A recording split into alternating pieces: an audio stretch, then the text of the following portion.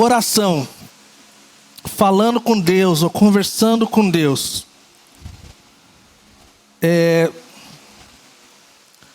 a oração para o cristão, nós sabemos lá no fundo, se nós já estamos na igreja por um tempo, de quão importante e quão vital é a oração para a vida de um crente que ama Jesus Cristo e deseja viver a vida que Cristo tem para nós. Só que a oração, ela tende a parecer uma coisa que nós sabemos que é importante, mas ela entra em algumas categorias. Mais ou menos duas, por exemplo. Nós sabemos que nós precisamos, mas ela entra na categoria talvez disciplina, ou coisa que nós devemos e precisamos, porque afinal de contas nós somos crentes, né? Então temos que orar. Ou ela tem essa coisa do prazer, do deleite, que é o que nós vemos nas Escrituras. Quando Jesus passou pela terra, havia um prazer, havia um deleite, havia uma coisa de sair para os lugares distantes e isolados para poder estar com o Pai. Eu estava pensando, eu não sei você, mas oração é semelhante a vegetal para quem não gosta de vegetal. Você sabe que você precisa comer vegetal. Você sabe que você precisa comer legumes, salada, coisa boa, comida saudável. Mas para alguns de nós, é tipo criança fazer comer brócolis para algumas crianças. É tipo assim, é meio que na marra. E eu estava pensando, mas talvez lá no fundo a gente sabe que é saudável, então nós nos esforçamos para que a gente não coma porcaria todo dia, né, e tal. Por exemplo, tem um caso no nosso meio assim, que pega a salada e coloca um pote de molho assim, aí mistura tudo e tipo assim, estou comendo salada. Né, Doug? E assim, mas para nossa consciência é tipo assim, tá tudo certo. Ou então a gente vai no McDonald's e pede um refrigerante light, ou um suco, ou um chá. Lá no nosso coração, lá no fundinho, tá assim, nossa mente tá legal. Dá uma equilibrada. E a oração, às vezes, nós tratamos a oração dessa forma. É tipo assim, sabe quando a coisa aperta?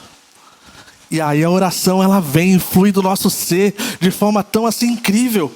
Porque nós precisamos tanto de uma resposta. Nós precisamos tanto de um alento. Nós precisamos tanto de uma confirmação de que a gente está bem.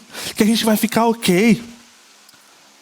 Então, uma das tarefas mais difíceis, eu posso dizer, no discipulado de Jesus, e o que Jesus deseja fazer conosco, como aprendizes, como pessoas que querem ser como o seu mestre, Jesus deseja iniciar, então, habituar e aperfeiçoar um ritmo diário de oração nessa vida maluca que nós estamos vivendo. Nós podemos ter uma consciência de que oração, ela precisa ser uma coisa da nossa vida. Ela pode ser simples e breve e diária. Então nós precisamos, e um dos nossos valores como Calvary Curitiba é sermos equilibrados e coerentes. E nessa parte de sermos equilibrados e coerentes, nós temos de um lado talvez o pessoal que é carismático demais. E aí eles vão citar alguns avivalistas do passado e vão dizer que se você não ora 3, 4, 5, 8 horas por dia, você talvez não seja crente. E aí você vai pegar do outro lado, um outro extremo, que é tipo assim, não, eu não preciso dessas 3, 5, 8 horas e na verdade eu nem preciso fazer nada. Porque Deus me ama e eu sou de Jesus e está tudo certo.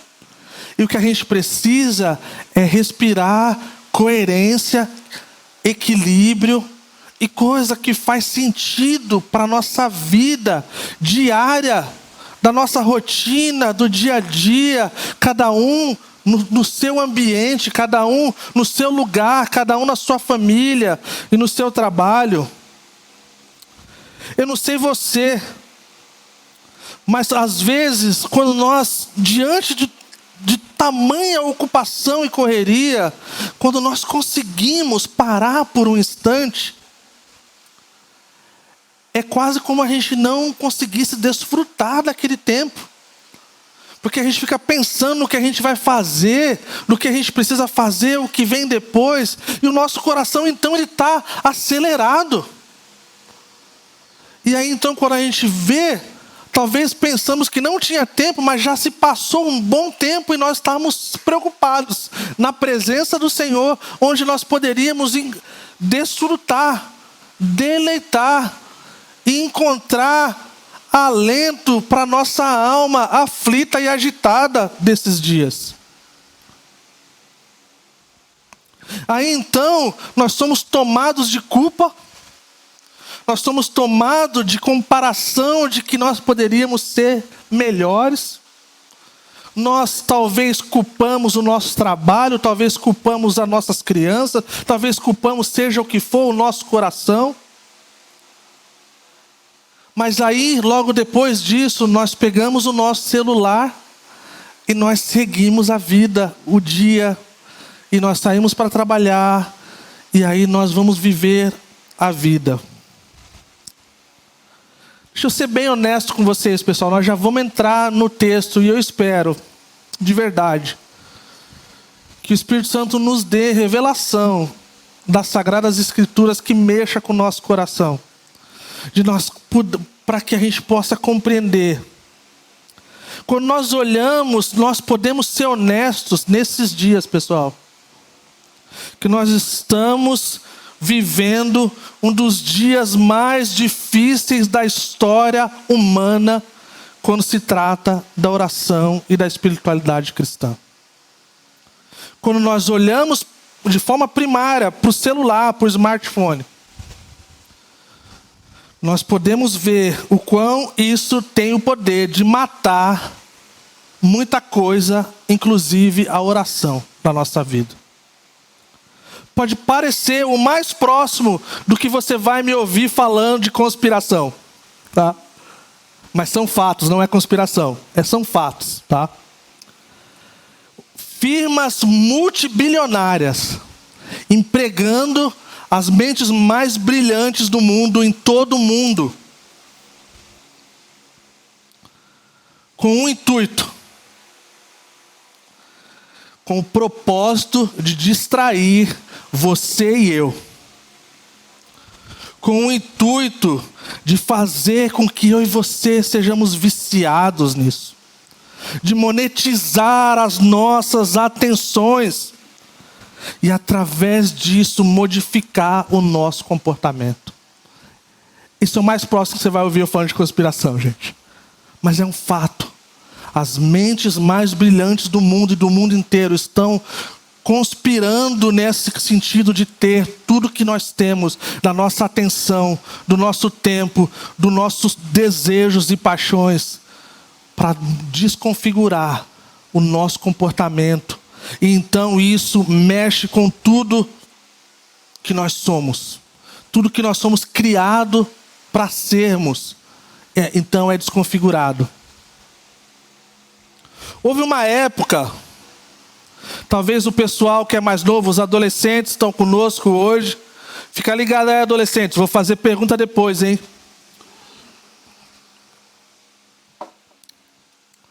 Os adolescentes e os mais novinhos aí, houve uma época na vida do ser humano que havia uma coisa chamada tédio. Quando um adolescente ou um novinho ou novinha fala que estou entediado, é assim, você não sabe o que é tédio, tá? Tédio, houve uma época na história do ser humano que quando você parava de carro no sinal vermelho, sabe o que acontecia? Você ficava lá esperando o sinal abrir, mano. E não tinha celular para pegar na mão. Não dava para mandar mensagem para os outros. Não dava para mandar áudio. Você ficava lá e você ficava esperando aparecer a luzinha verde para você poder passar de novo. Houve uma época também que você marcava alguma conversa ou reunião com alguém e ou a pessoa chegava atrasada ou você chegava mais cedo, que você ficava sentado na cadeira esperando. Talvez orando, talvez sei lá o quê. Mas você tinha que esperar. E se o seu amiguinho, sua amiguinha demorasse meia hora para chegar, o que é bem normal em alguns lugares no Brasil, talvez aqui nessa igreja não, e também em Curitiba também não, mas você tinha que ficar esperando por meia hora. Talvez os mais intelectuais aí talvez tinham um livro no bolso, alguma coisa assim, um jornal, mas não dava para puxar o celular. Você tinha que ficar lá esperando. A mesma coisa era na fila do banco. Houve uma época que existia fila no banco. Muito difícil de imaginar isso, né, galera? Mas assim, agora, quando nós olhamos para trás, para esses tempos, nós podemos enxergar que eram presentes para a nossa vida espiritual. Eram tempos preciosos. A gente fala assim, nossa, cara, meia hora. Tipo assim, se você estiver esperando um amiguinho ou amiguinha na cafeteria, coisa linda. Um cafezinho, cara, você vai lá e você ora, ou você lê um texto, ou você lê um livro. Já agora, nós somos engolidos pela tecnologia. Nós somos engolidos pelas milhares de coisas que nós podemos fazer ao mesmo tempo. Então, nosso desejo, meu desejo, é que Jesus nos ensine a orar, para que a gente possa ter comunhão, para que a gente possa se comunicar com o Pai, e que Ele nos conduza, então, a uma vida mais profunda em união com essa vida, com Cristo, o Espírito Santo e Deus Pai. Só que além da tecnologia, do celular, nós vemos essa questão do dinheiro, da riqueza. Nós vemos isso crescendo em vários lugares do mundo, e talvez a gente não perceba, mas talvez essa geração, estão falando por aí que essa geração é a geração mais rica que já existiu em toda a história. Talvez você não, talvez muito menos eu. Mas assim, para esse tempo da vida que nós estamos vivendo, nós estamos desfrutando de coisas que ninguém na história desfrutou antes. E com o dinheiro vem muitas coisas, muitas sortes de boas coisas, mas muitas coisas ruins também. Vem as atividades, vem a questão complexa da vida, que você tem que lidar com coisas de forma diferente. Para que orar quando você pode simplesmente agir e fazer? É muito mais fácil, muito mais rápido, não é verdade? Hoje, assim, tudo é muito mais rápido. Você está doente, você pode ter uma consulta online.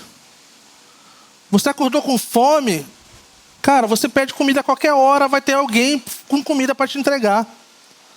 Então, para que orar? O pão nosso de cada dia nos dá hoje. Sendo que a gente pode ir lá, apertar no celular, tipo assim, cara, acabou, não está tudo certo. Para que fazer perguntas para Deus e questionar coisas? Sendo que a gente pode perguntar para a Siri ou para a Alexa, sei lá, para quem mais, o chat GTP, entendeu? Tem que ser de 2021 para lá, né?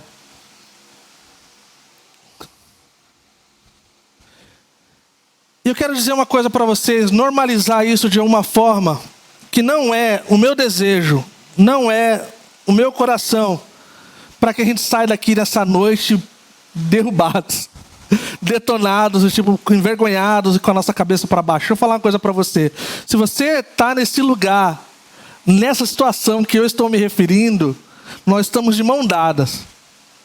Nós estamos todos, de alguma forma, sendo atacados por isso, e nós precisamos de uma transformação.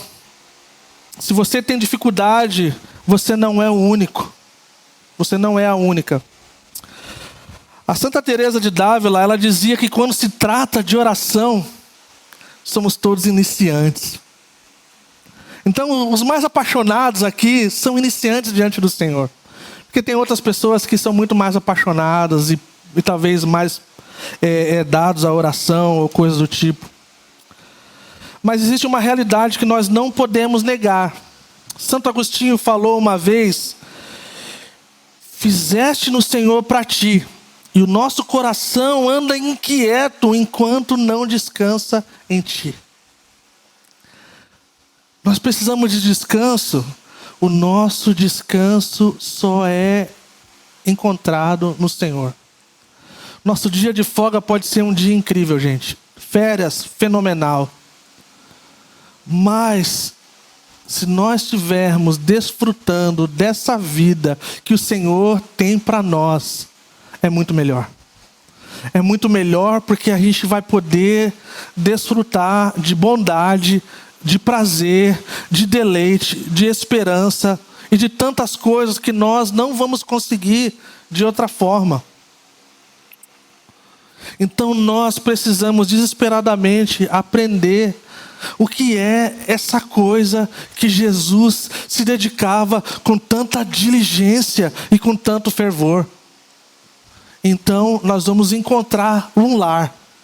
Nós vamos encontrar esse lugar de descanso que o Senhor tem para nós. Amém?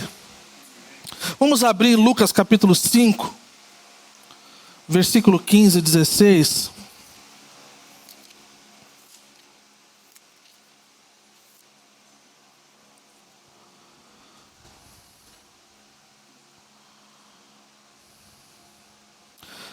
Lucas capítulo 5, versículo 15 e 16 diz assim: Todavia, as notícias a respeito dele se espalhavam ainda mais, de forma que multidões vinham para ouvi-lo e para serem curadas de suas doenças. Mas Jesus retirava-se para lugares solitários e orava. Capítulo 6, versículo 12. Num daqueles dias, Jesus saiu para o monte a fim de orar e passou a noite orando a Deus. Capítulo 9, versículo 28 e 29.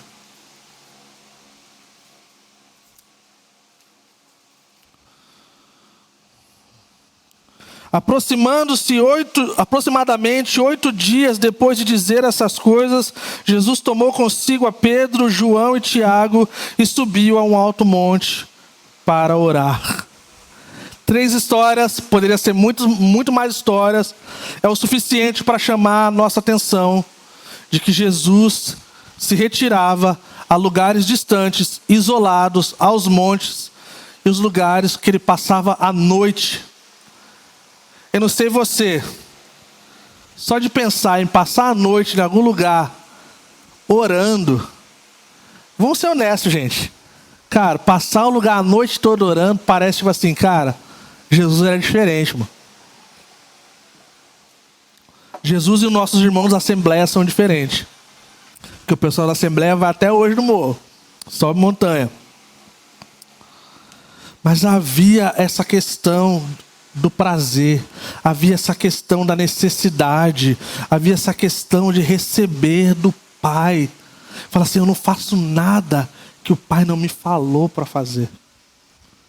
Porque a minha vontade, a vontade do Pai é essa, que eu faça as coisas que Ele me mandou fazer.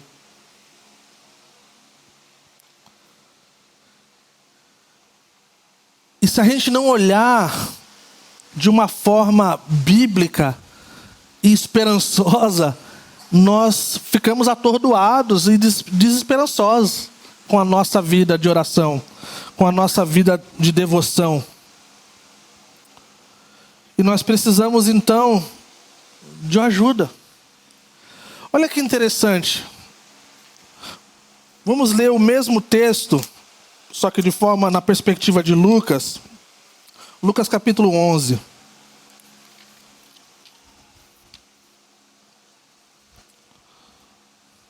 A partir do versículo 1. Fala assim: certo dia, Jesus estava orando em um determinado lugar. Mais uma vez, se repete. Tendo terminado, um dos seus discípulos lhe disse: Senhor, ensina-nos a orar. Só um instante por aí. Uma observação importante aqui, gente. Em 3 anos e meio do ministério de Jesus, você não vê em nenhuma outra passagem do Novo Testamento, os discípulos pedindo para que Jesus ensinasse eles a fazerem alguma coisa. Eles não pediram para Jesus ensinar eles a fazer milagre. Eles não pediram para ensinar ele a fazer, sei lá, o que for. Coisas miraculosas, coisas divinas. Não pediram, eles viram algo diferente na vida de Jesus para poder perguntar. Falar, Senhor, ensina-nos esse negócio. Porque a gente está vendo de tempo em tempo, o Senhor some no mapa. E quando o Senhor não está sozinho, o Senhor está com a gente e a gente está nesse lugar. Oração era algo vital para a vida do Senhor Jesus Cristo. E o quanto deve ser para nós. Então, talvez a primeira aplicação que nós poderíamos, talvez, nesse momento, é ter essa coisa dos discípulos falar assim, Senhor, nos ensina a orar. E a gente pode fazer isso agora, gente. A forma de responder para esse chamado à oração não é ouvir o pastor ensinar por 40, 50 minutos. É fazer, é viver, é buscar, é pedir ajuda para o Senhor. E talvez a gente pode fazer isso nesse instante. Eu gostaria que a gente parasse por um instante. Colocasse sentado direitinho, com a nossa respiração equilibrada direitinha. E a gente falasse, Senhor, me ensina a orar. Senhor, me ajuda, Senhor. Eu preciso da sua ajuda. Eu não sei como fazer desse jeito, mas o Senhor sabe, me ajuda. Assim como o Senhor fez com os seus discípulos, me ajuda. Por favor, Senhor, nos colocamos como comunidade, Senhor. Nos ensina, Senhor, a não só a orarmos agora, mas a termos uma vida, Senhor. Para a glória do teu santo nome, Senhor. Amém.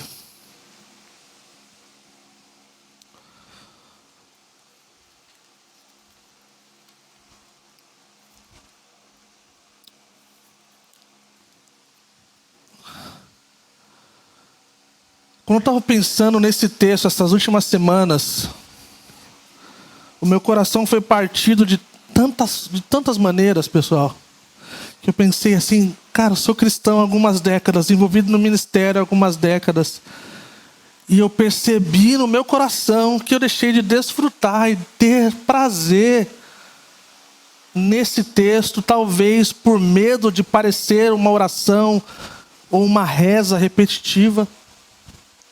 Eu nunca tinha experimentado uma revelação de que Jesus falou assim, quando vocês forem orar, vocês orem assim.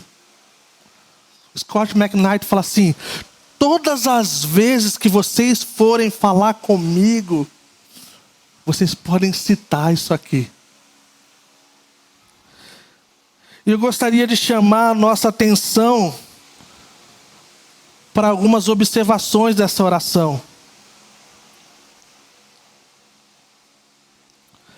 Essa oração do Pai Nosso, ela é tecida de pura e boa teologia. Ela não é só uma oração, ela está tecida e carregada do caráter e natureza de Deus Pai. Se nós entendemos isso errado, as nossas orações elas vão estar distorcidas. E olha que interessante, ele começa então dizendo, Pai Nosso. Então qual é a observação que a gente tira dessa primeira parte da oração? É que Deus é nosso Pai. Que Ele é o Abba, o nosso Paizinho. E uma das coisas mais profundas que eu ouvi desse texto, e mais uma vez, nunca tinha, de alguma forma, parado para pensar ou estudado, é que chamar Deus de Pai é uma coisa incrível. Joaquim Jeremias, um estudioso do Novo Testamento, ele fala que até esse presente momento, quando Jesus fala Abba Pai, o nosso Pai, Pai nosso, nunca na história da humanidade alguém havia se referido a Deus como Abba. Não há registros nenhum em nenhuma parte da história da humanidade. Jesus estava então diante dos seus discípulos ensinando algo revolucionário. De falar assim, cara, o nosso Pai, ele é aquele Pai que você pode ir diante dele e chamar ele de paizinho, de querido.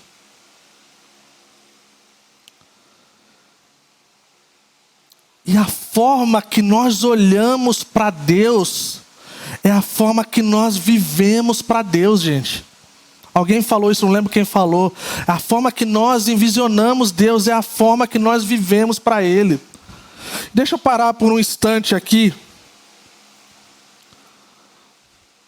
e dizer duas coisas de extrema importância em relação à paternidade de Deus. Primeira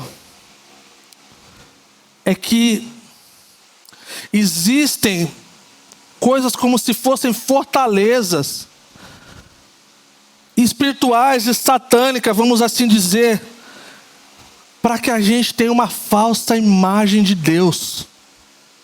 Porque se a gente tiver uma falsa imagem de Deus, a nossa vida não vai ser do jeito que deveria ser. A nossa comunidade não vai ser do jeito que deveria ser.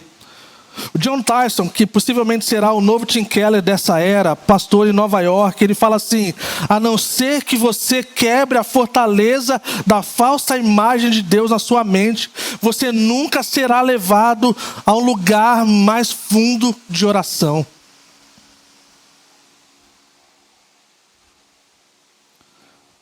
Só para explicar o que é fortaleza, a gente não é muito espirituoso na Calvary Curitiba, mas fortaleza é um tipo de barreira. E a gente pode dizer que é satânica porque é contra a realidade de que o Senhor deseja que possamos olhar para Ele. Então se torna satânica em si, tá? Então ela é uma coisa que conspira contra a natureza de Deus, da pureza de tudo que Ele é. Então é contra Deus. Então nós podemos dizer, se existe uma realidade que é contra Deus e que é satânica, é que a gente não olhe para o nosso Deus como nosso Pai, como Jesus olhou. Então, essa era a primeira coisa. E deixa eu parar por um instante para ministrar o coração da igreja em relação à paternidade. Talvez muitos de nós sofremos por não termos tido pai que representasse o Senhor na nossa vida.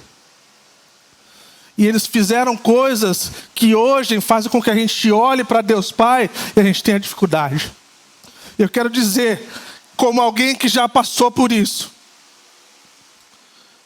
de que Deus olha para o nosso coração e Ele se compadece de verdade, como nenhum outro pai. Ele fala assim que os pais que são maus sabem dar coisas boas para os seus filhos, quanto mais o nosso Pai celestial.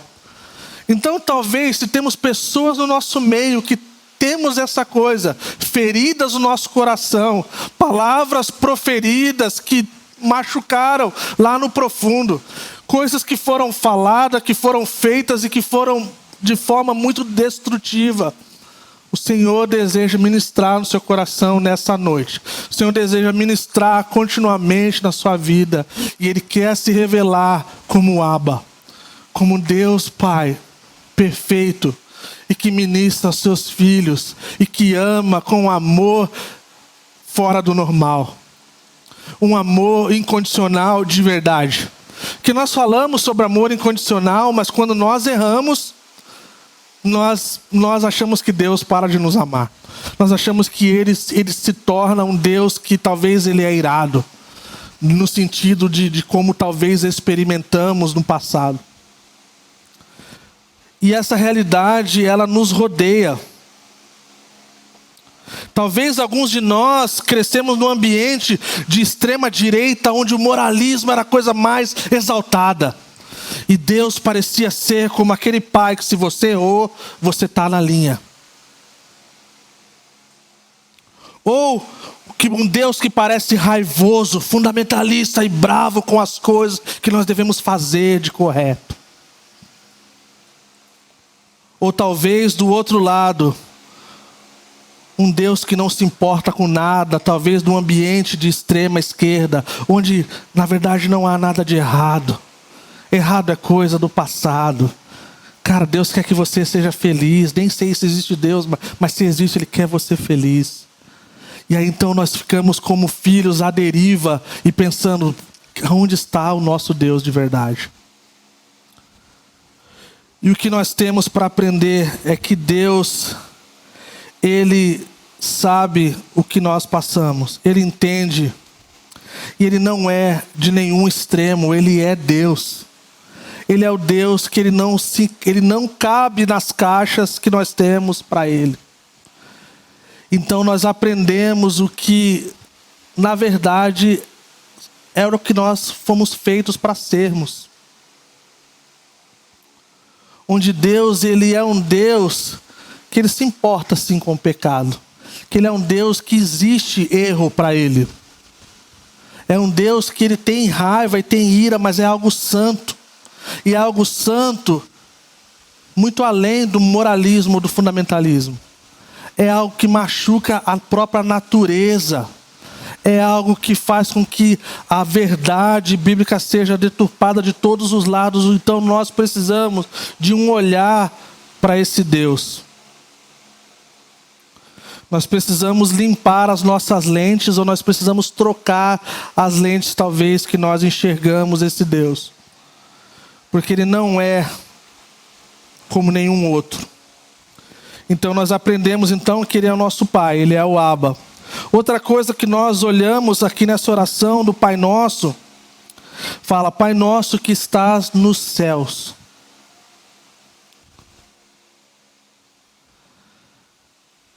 Há duas versões, né, como foi lido aqui. Uma fala Pai direto e a outra fala Pai Nosso, que está nos céus. Né, algumas versões traz no plural, né? Então o paraíso, o lugar onde nós vamos passar a eternidade, é no singular. Nos céus, a palavra rano é uma palavra que ela tem várias formas de ser interpretada, mas ela dá essa ideia de ar, de atmosfera. E isso mexe com a gente. Porque Deus, Ele não está num lugar tão distante e tão longe da gente. Ele está assim, Ele habita no céu. A palavra fala isso. Ele está alto e exaltado, sentado no seu trono. Mas olha que incrível, quando nós oramos, Abba Pai, Pai Nosso que estás tão perto de nós quanto o ar que nós respiramos. Mais uma vez, Santo Agostinho falava assim, Deus está mais perto do que nós mesmos estamos de nós mesmos. É como se fosse o oxigênio entrando pelas nossas veias e nos fazendo respirar. Esse ar que nós temos, que nos traz vida, que nos traz todas essas coisas que nós sabemos.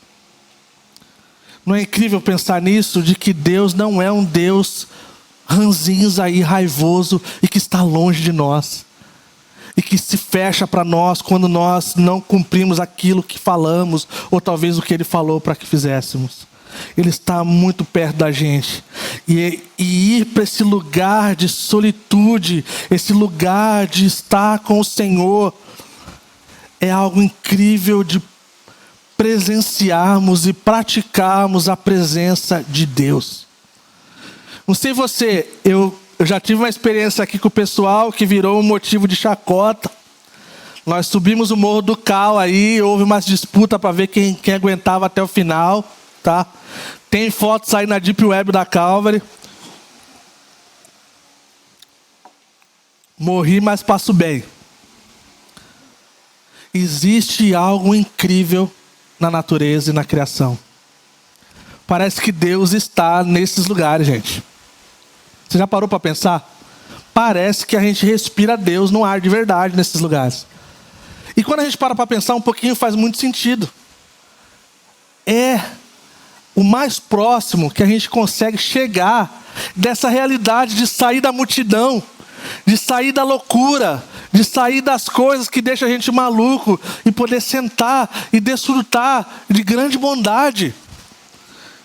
Ao nós olharmos para o pôr do sol, ao nós respirarmos ar fresco no alto da montanha, e nós caminharmos em lugares que são lindos, é algo sensacional. Parece que Deus está literalmente nesses lugares. Porque a gente está no meio da loucura da coisa. Então a gente vê que Ele é o nosso Pai, a gente vê que Ele está mais perto, né? É o Deus no céu, é tão perto quanto o ar. Terceiro, que o objetivo da oração é a adoração e o desfrutar da companhia do Pai. E a gente vai ver Ele seguindo, Ele fala: santificado seja o teu nome. Então começa essa questão da adoração e devoção.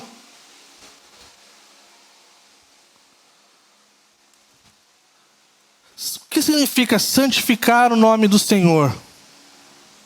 Não é uma palavra que faz parte do nosso vocabulário, muito menos do meu. Tá? Não é coisa que a gente conversa semanalmente, fala assim, vamos santificar tal coisa, vamos não sei o que lá. Não, é uma coisa bem bíblica e bem um crentez, né? Mas quer dizer reverenciar, quer dizer respeitar a santidade de Deus.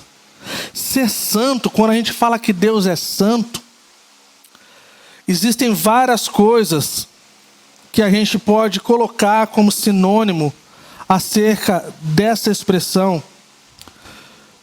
Mas a gente precisa pensar na realidade de que não há outro parecido.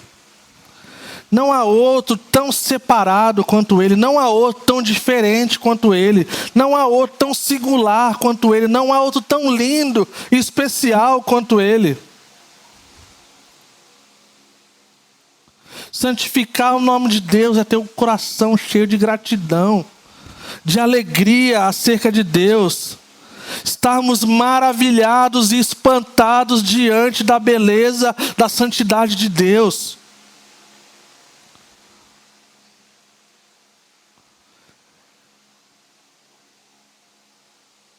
Orarmos e falarmos com Deus quando a gente talvez não precisa pedir nada.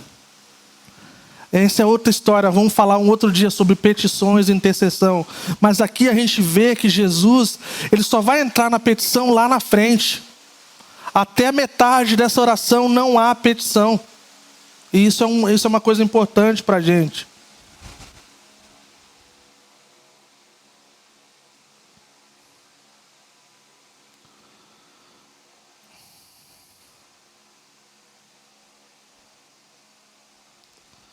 Nós precisamos ver isso desenvolvido nas nossas vidas, dessa satisfação, dessa felicidade, dessa coisa de desfrutarmos a relação.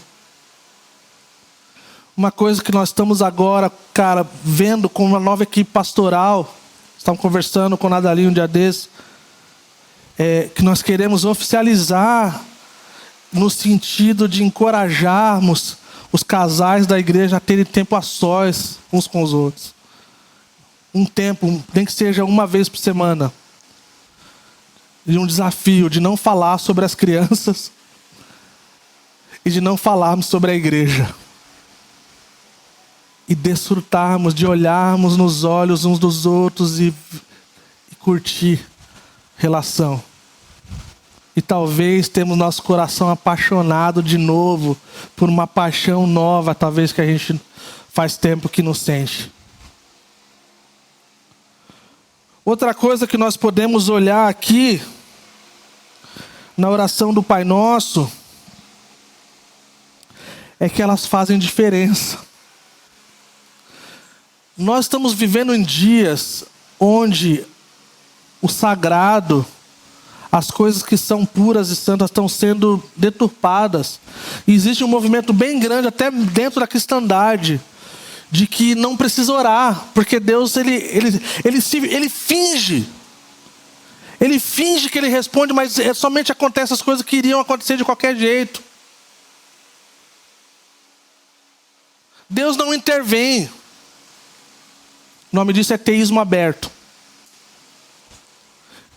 Então, quando a gente ora por uma coisa, essa coisa ela não acontece simplesmente porque era assim que era para ser e calhou de ser uma coincidência. Lembrando que já foi ensinado aqui na Calvary Curitiba que coincidência é mito. E se você está afim de conversar e ter uma boa discussão, aproveita que o Aguiar está por aí por um bom tempo, ele vai te dar uma aula sobre a porcentagem e a possibilidade de uma coisa acontecer simplesmente por coincidência. Não, a oração ela é poderosa, ela é eficaz, a palavra diz. A oração ela não manda em Deus. Ela não encosta a Deus na parede, ela não declara que Deus tem que ser tem que ser obediente ao que nós pedimos. Não, ela nos coloca no nosso lugar. E aí então quando nós chegamos diante de Deus, é pelo contrário, nós chegamos na humildade. Como diz a minha quebrada, no sapatinho. Nós chegamos diante do Senhor e pedimos com humildade: Senhor, faz isso aqui. Por favor, se o Senhor não fizer, alguma coisa vai dar ruim. O meu coração está aflito. A minha família está sofrendo. Meus amigos, cara, tanta coisa que a gente pode. Então, as nossas orações, realmente elas fazem diferença. Dallas Willard falou uma vez assim: a resposta de Deus às nossas orações não é uma charada. Ele não finge que está respondendo às nossas orações quando está apenas fazendo o que iria fazer de qualquer maneira. Ele nos ouve e fala, Jesus falou que se nós orássemos de acordo com a vontade do Pai, Ele responderia e faria. Ele nos manda bater na porta e fala que se nós batermos na porta, a porta vai abrir. Fala que tudo aquilo que pedimos no seu nome, Ele há de conceder a nós. Amém?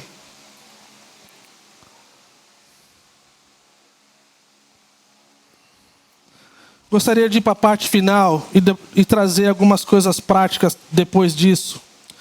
E nós vamos ter um tempo então para orarmos. Gostaria que... Não vou ter tempo de poder ir para todas as partes que eu gostaria de passar acerca da oração, devido ao tempo. Mas eu vou tentar passar de forma bem... Mas eu gostaria que você parasse e ouvisse, e imaginasse, e tivesse o seu coração e a sua imaginação olhando nessa direção de como seria a nossa vida espiritual, no nosso dia a dia, se nós olhássemos para essa oração da forma que nós podemos olhar diante desse texto. Imaginem se a gente, quando pensa nessa oração que Jesus ensinou aos seus discípulos e consequentemente nos ensina, quando nós começássemos falando Pai Nosso, a gente pensasse na ideia de que Deus é um Pai amoroso. E pensássemos que Ele é gentil, Ele tem boas intenções, que os seus pensamentos são de bem e não de mal. Imagine Ele nos abraçando você, sorrindo para você. Imagine o rosto dele fazendo contato visual, como um pai que tem um amor fora do normal. Nosso coração ia quebrar, gente. Nós seríamos tocados por esse amor que nós saberíamos que ninguém mais poderia fazer isso para nós. E quando nós pensamos então que Ele está nos céus, ou está nos ares, ou mais perto do que nós mesmos estamos, pensar na ideia de que Deus está ao nosso redor, como oxigênio, que Ele envolve e absorve o seu corpo, com o Espírito Santo habitando dentro de mim e de você. Que ao respirarmos o fôlego que Deus nos dá todos os dias, a gente imaginar que cada respiração é como se fosse algo convidativo acerca de Deus vir mais profundamente na nossa vida. Lembrando que Ele ama viver dentro de nós. E se nós pensássemos no santificado seja o teu nome, se a gente sentasse com o nosso Pai em adoração, em alegria e gratidão, talvez ficarmos sentados em silêncio por um instante, ou talvez cantando algum refrão de alguma música, ou talvez recitando uma lista de coisas que expressam gratidão, de tantas coisas que o Senhor fez por nós, ou louvando a Deus por ser envolvido por Ele e pelo seu amor ministrado a nós. E se nós pensássemos quando nós falamos, venha o teu reino, seja feita a tua vontade, assim na terra como no céu.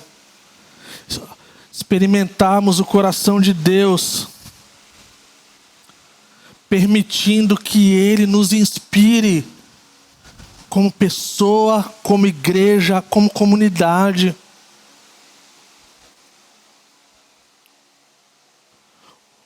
Orando nessa perspectiva desse amor paternal.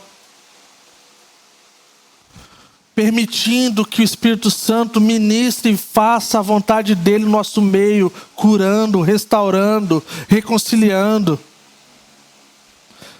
Tendo essa coisa do senhorio, da liderança de Deus sobre nós.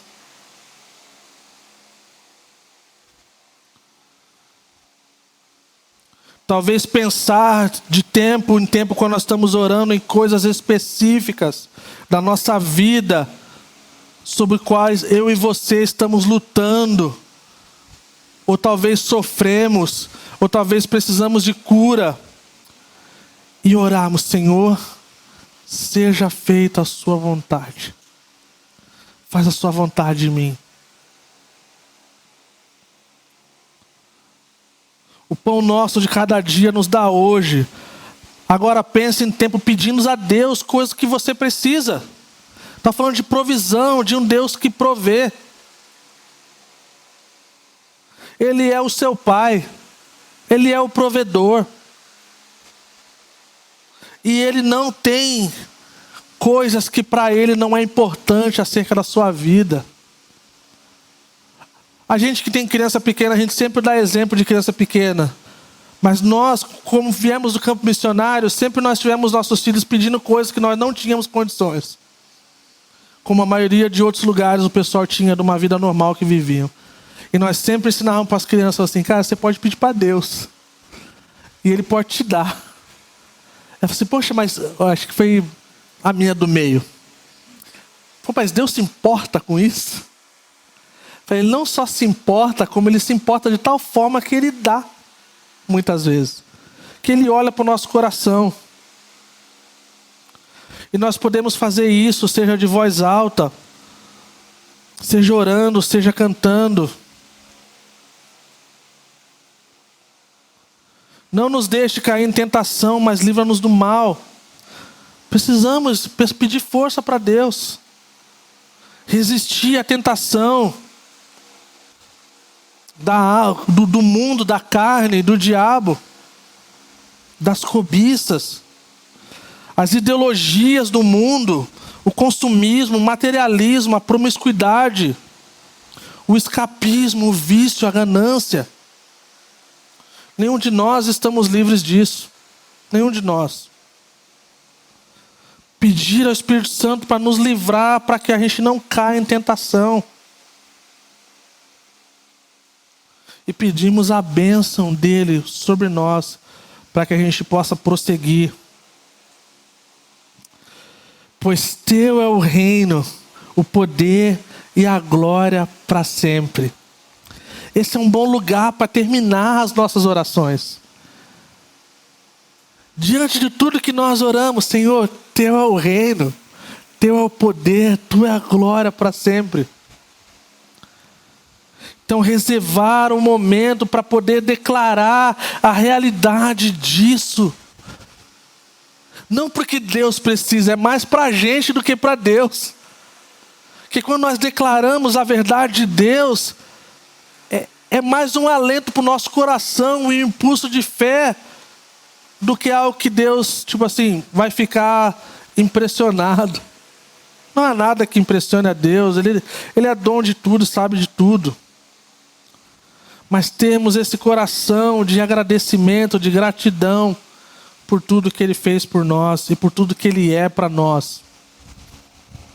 Então, nós chegamos à conclusão de que nós precisamos de alguma posição diante dessas coisas. A gente precisa entender que a gente precisa de reforma. Então, agora olhando de forma prática, pessoal,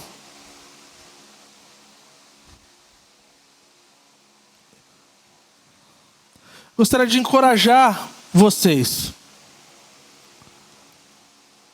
Talvez uma boa parte de nós não temos esse hábito de orarmos diariamente. Então, se você não tem esse hábito, comece pequeno, que é menos frustrante.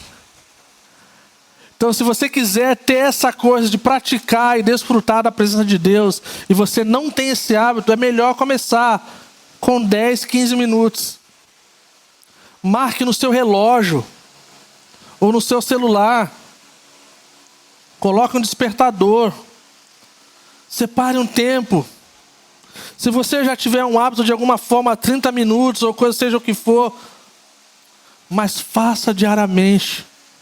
E você vai ver o benefício disso. A segunda coisa é que não é um chamado, o Dallas Willard falava muito isso, não é um chamado a adicionarmos coisas na nossa vida. É o contrário. É tirarmos coisas da nossa vida. Então pense em subtração, não em adição. Pense quais são as coisas que você pode cortar, quais são as coisas que você pode trocar, para que você possa ter esse tempo. Seja o que for, a TV, o celular, o que for, o videogame. Mas você precisa desse tempo, como se fosse o oxigênio que a gente precisa para viver. Uma das coisas que eu tenho batido na mesma tecla acerca da formação espiritual, pessoal, é que não existe formação espiritual sem repetição. Não existe.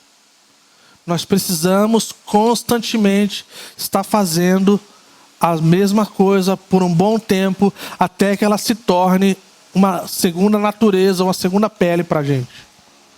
Então, nós não acordamos de um dia para o outro com todas essas coisas formadas na gente. Não, a gente precisa de uma vida. Lembra de 1 João? É de uma experiência de vida. É algo que nós precisamos de vivência. É algo que nós precisamos no dia a dia experimentarmos. Jesus estava ensinando os seus discípulos o que logo depois ficaria claro no judaísmo, que era a oração do Pai Nosso, que acontecia 3 vezes ao dia. É isso que Jesus estava ensinando.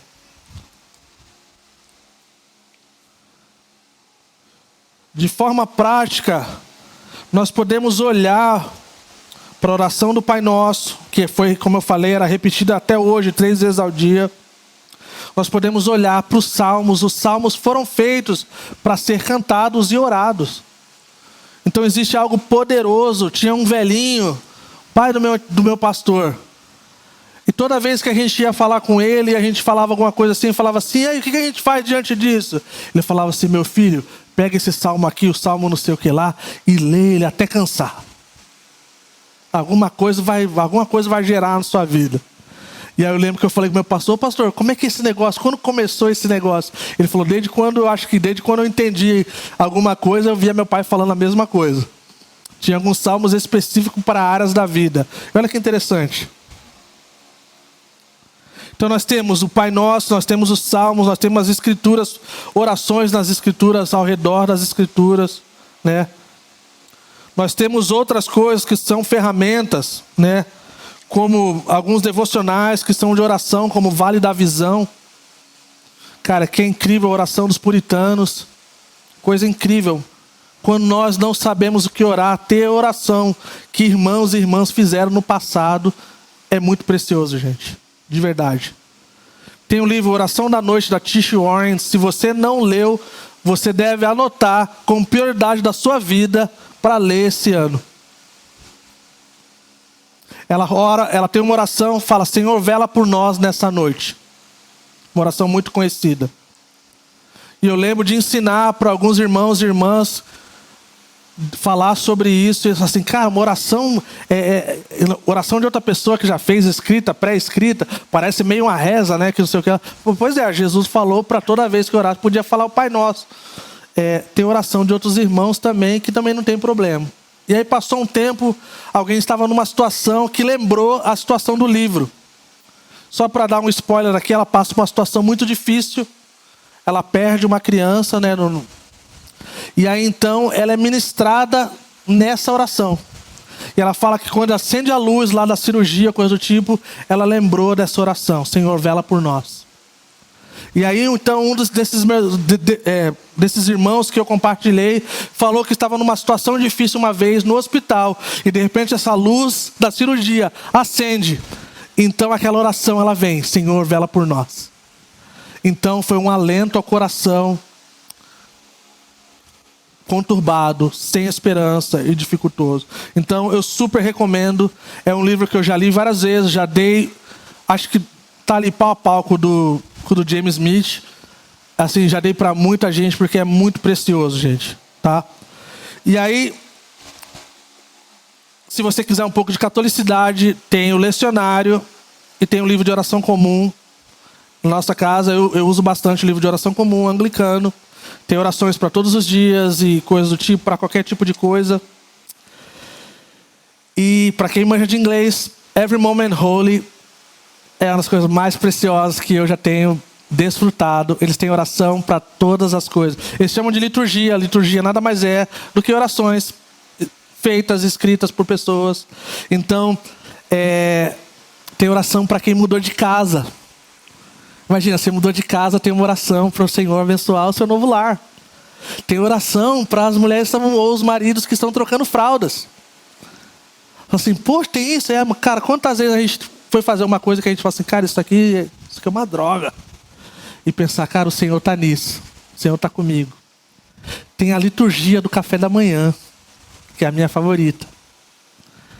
Que aí você pega um café e aí você ora aquela oração e fala, Senhor, nesse dia, as coisas do passado, de ontem, tiram elas. Me dá perspectiva para esse novo dia.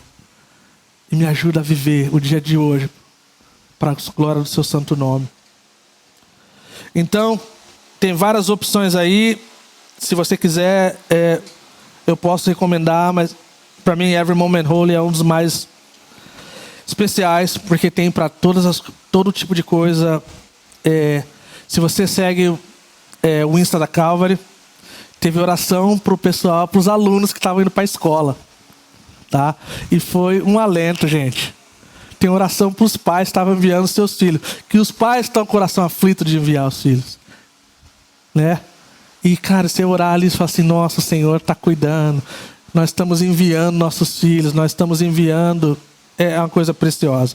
Então, terminando, pessoal, quando eu vou orar, são perguntas importantes para que a gente possa ter uma rotina. Quando eu vou orar, vai ser de manhã cedo, vai ser durante o treino, vai ser durante caminhar lá com o cachorrinho, com a cachorrinha, né? Vai ser na hora do almoço, vai ser quando as crianças estiverem cochilando, vai ser quando, cara, seja o que for. Mas é bom pensar nessa pergunta. Quando eu vou orar? Onde eu vou orar? A gente precisa de um lugar Nós somos seres que precisamos de um lugar específico para que a gente possa... a gente pode mudar de vez em quando, mas até pegar ritmo é bom. Então, para quem já foi na nossa casa lá, tem a poltrona do PR. É a poltrona onde eu sento e durmo. Tem que cuidar até onde você senta, né? Talvez algumas pessoas sentam no chão, outras, tem que ser confortável, mas não muito confortável, tá? Como devorar? Qual postura é melhor para mim? Sentado numa cadeira, no sofá, no chão, ajoelhado, de pé, ou andando, deitado, em voz alta ou em silêncio? É importante pensar. Quanto tempo devorar? É importante pensar. Que tipo de tempo que eu tenho agora? Que tipo de tempo que eu preciso priorizar? Em quanto tempo eu posso fazer isso?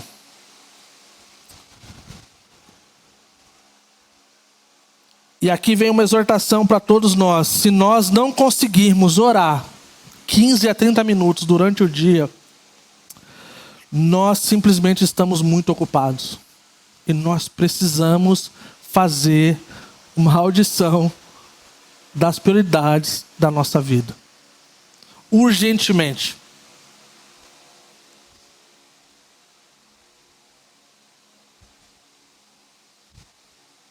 Amém?